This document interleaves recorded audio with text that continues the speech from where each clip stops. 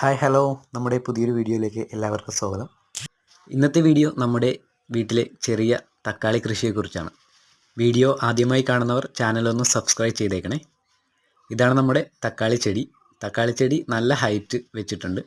നമുക്ക് കാണുമ്പോൾ അറിയാം നമ്മൾ മുട്ട് കൊടുത്ത പന്തലും കഴിഞ്ഞ് അത് മേലോട്ട് പോയിട്ടുണ്ട്. മാത്രമല്ല ധാരാളം പൂവും കായ്കളുമൊക്കെ പിടിച്ചു തുടങ്ങിയിട്ടുണ്ട്.